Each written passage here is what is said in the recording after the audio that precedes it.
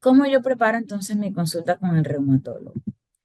Lo primero que debo preparar para la primera consulta con mi reumatólogo es que debo llevar una lista de los síntomas que tuve, cómo ha sido la evolución de esos síntomas a través del tiempo y debo tratar, aunque no me acuerde bien, de tener una fecha estimada de cómo se fueron presentando mis síntomas para yo poder tener una mejor orientación cuando vaya a explicar los síntomas al médico. Debo llevar conmigo los resultados de los exámenes de laboratorio o las imágenes recientes que me han hecho, bien que sea radiografía, alguna tomografía, algún otro examen, electromiografía que me hayan realizado recientemente que pueda servirle al médico para orientar mi diagnóstico. Debo también anotar los medicamentos y dosis que he tomado últimamente, no necesariamente los que he tomado porque me han recetado, sino también los que me he automedicado, es decir, los que se han automedicado para que el médico pueda tener una mejor orientación de cómo ha ido la evolución y cómo ha estado en relación con los medicamentos que ha tomado. También es importante que usted investigue en su familia sobre las enfermedades que se han presentado, no solamente las enfermedades reumáticas que han tenido su familia, sino también todo tipo de enfermedades, porque eso puede ser muy importante a la hora de hacer la evaluación la primera vez y facilitará el tiempo de la consulta. Debe escribir las preguntas más importantes que le quiera hacer al doctor, porque puede ser que por un poco de ansiedad de la primera consulta, puede ser porque hay un poco de premura en algunas preguntas o tal vez la novedad de la primera consulta puede hacer que se nos olviden algunas preguntas y por eso es importante llevarlo todo anotado. Yo le aconsejo siempre a los pacientes que tengan su libreta de consulta y allí pues van anotando todas las cosas que tienen que ver con el control médico. Ya dijimos que para nosotros lo importante es lograr la remisión y la baja actividad. Pero dijimos que esa remisión y baja actividad se lograba con esta estrategia del treat to target o tratar un objetivo. Para lograr la remisión o la baja actividad, se requiere que el paciente tenga práctica y que tenga disciplina. La disciplina va en la medicación, en los hábitos de vida saludables, en que se preocupe en educarse en forma continua. Todo esto, por supuesto, bajo la guía del equipo médico. ¿Qué implica la autogestión?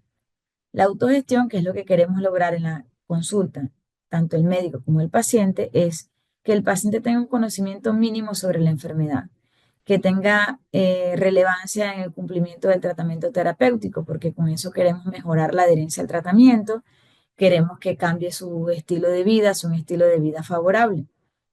Y esto va a lograr beneficios en diferentes desenlaces de la enfermedad. Por ejemplo, va a mejorar la calidad de vida, va a hacer que el paciente tenga menores consultas a urgencias, que se hospitalice menos, que tenga un mejor pronóstico del embarazo cuando quiera planificarlo y que se aumente la sobrevida. Ahora, ¿por qué entonces es importante educar a una persona con una enfermedad crónica, con una condición reumática? Porque primero con eso se acaba la incertidumbre de esa enfermedad, se conoce a lo que se enfrenta y va a aprender a autogestionarse en salud, que es lo que necesitamos para que lleve adelante el tratamiento. Esta es una realidad con la que nos enfrentamos en Latinoamérica. El tiempo de duración promedio de una consulta de reumatología. Fíjense, desde 11 minutos a 45 minutos. Casi todas las consultas van entre 21 y 30 minutos, es decir, un tiempo. Vamos a suponer que usted se ve 4 veces al año, serían como 2 horas al año. Vamos a suponer 3 horas al año, en el mejor de los casos, que es muy poco para que una persona aprenda a autogestionarse con su médico. Para que una persona aprenda a autogestionarse se necesita conocer la técnica y esa técnica va a ayudar a usted o la va a recibir a través de su médico reumatólogo, a través de grupos de apoyo que pueden ser en forma presencial o también puede ser en forma virtual, que existen esos grupos. Se necesita poner en práctica esa técnica, es decir, que yo aprenda a tomar mi medicamento, a aprender mi rutina de ejercicio, a llevar estilo de vida saludable como adecuada higiene dental, que evite el cigarrillo. Se necesita que en ese proceso, mientras yo aprendo y voy haciendo esos cambios, que en mi médico tenga una vigilancia estrecha de mi proceso, por lo cual yo necesito mantener mis controles médicos que cada vez van a ir siendo menos frecuentes en la medida que yo vaya aprendiendo a dominar mejor esa técnica y también que yo ponga en práctica en mi rutina diaria esos hábitos de vida saludables que debo llevar. También el equipo médico, el médico reumatólogo y el equipo tienen que fijarse que el paciente deba ser capaz de hacerlo solo, sin la guía del médico. No significa que el médico no va a estar guiándolo más nunca. Es decir, una vez que el paciente aprenda a llevar estas herramientas, lo que se va a facilitar es el tiempo en la consulta, porque va a ser mucho menor y va a ser mucho más espaciado, pero no significa que el paciente va a perder el control médico. Es decir, siempre va a estar bajo la guía del médico, pero cada vez esa guía va a ser un poco más espaciada porque el paciente va a tener mejor control de su condición. Ya habíamos hablado sobre tratamiento farmacológico, sobre el tratamiento no farmacológico y su importancia. Habíamos hablado de que era importante que el paciente llevara adelante el manejo de su condición, comprendiendo su enfermedad, y habíamos dicho la importancia de lo que implicaba autogestionarse. Y lo podemos ver con un ejemplo práctico. En uno de los módulos anteriores habíamos hablado de los eventos de vida impactantes o qué ocurre cuando hay un mal manejo del estrés. Si un paciente, por ejemplo, pasa por un evento de vida impactante, una separación, pelea con la pareja, pérdida del trabajo, mala situación económica, la muerte de un familiar y no consulta a su reumatólogo por desconocimiento, y está pasando un mal momento porque está dejando de hacer su rutina diaria, esa situación le ha afectado demasiado, es muy probable que el paciente vaya a presentar un brote o una actividad de su enfermedad, puede caer en depresión y esa depresión puede hacer que la enfermedad se mantenga perpetuada y que sea difícil que los medicamentos per se puedan lograr controlar la enfermedad si no atendemos esa esfera mental.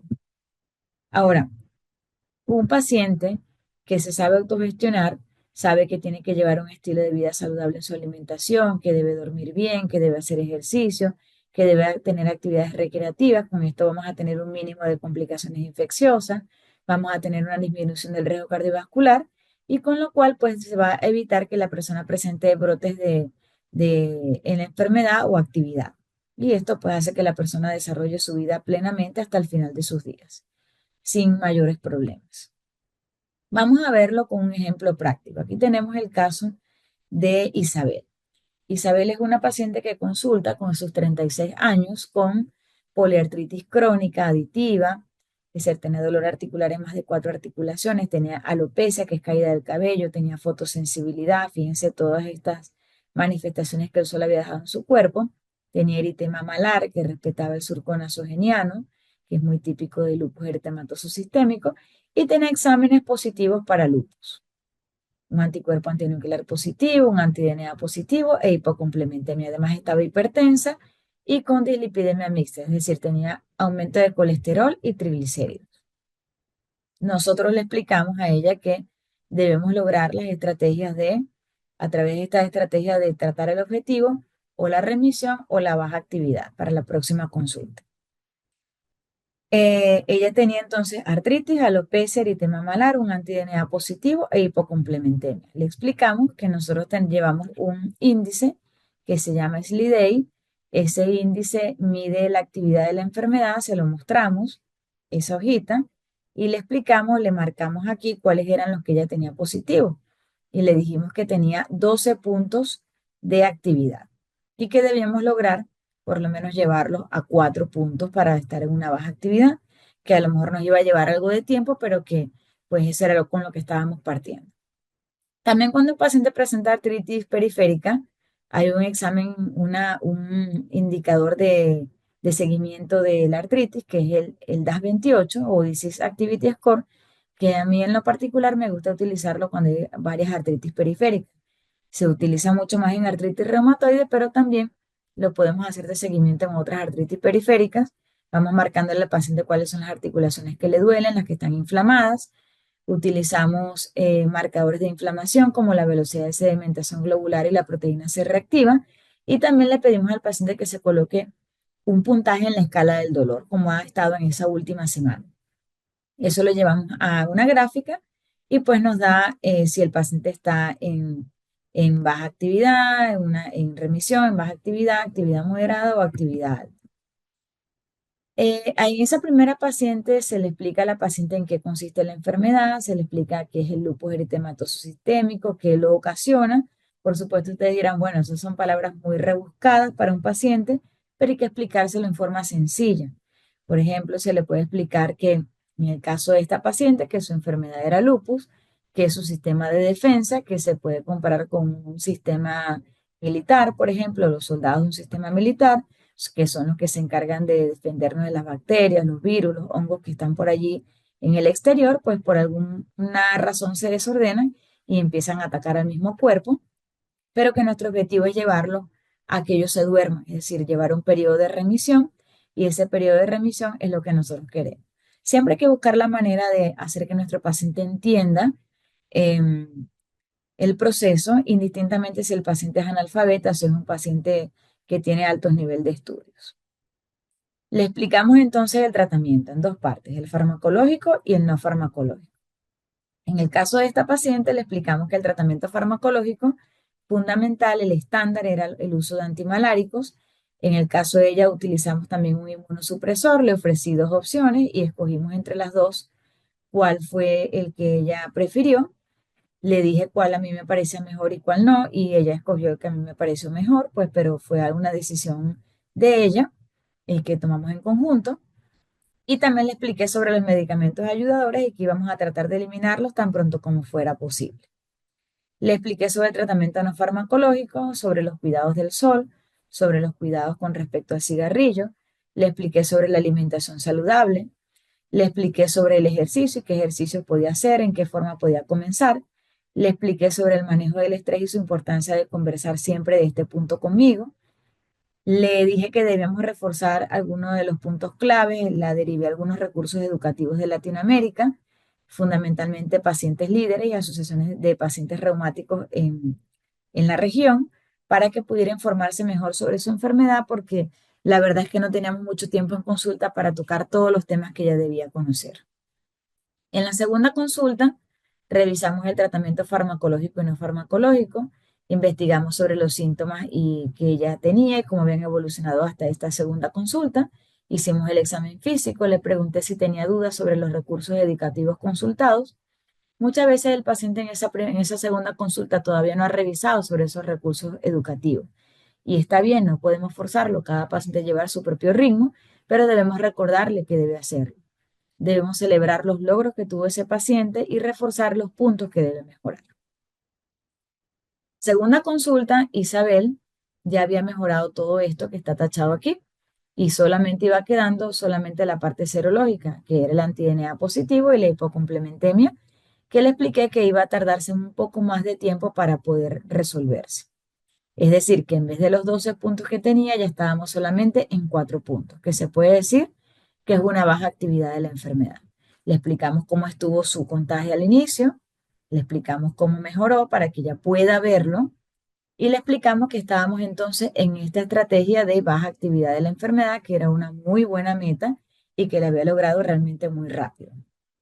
Ahora, el paciente en general debe prepararse para las consultas sucesivas para comentar sobre los síntomas y hablar sobre los que más le preocupan, llevar los resultados de los exámenes de laboratorio que se le han solicitado, comentarle cómo le ha ido con los medicamentos y si ha tenido algún efecto adverso, comentarle al doctor sobre cómo lleva los cambios recientes en tu estilo de vida, preguntar sobre las fuentes confiables de información, preguntar sobre cómo proceder en caso de emergencia y a dónde acudir, y algo muy importante es que hay que preguntar cuándo es la próxima cita y anotarlo.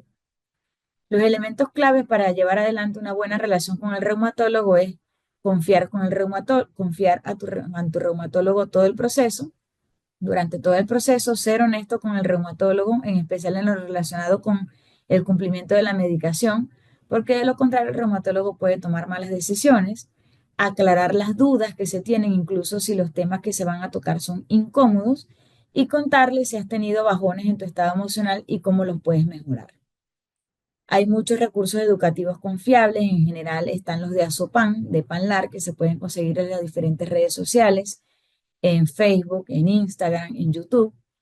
Para artritis reumatoide hay algunos como Me Muevo, FUNAR, artritis reumatoide.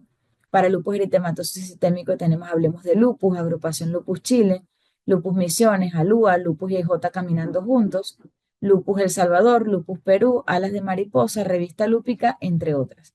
Y estaremos nosotros desde la Sociedad Venezolana de Reumatología, en conjunto varios reumatólogos, estaremos preparando para ustedes contenido educativo que pueden revisar para informarse mejor sobre su enfermedad.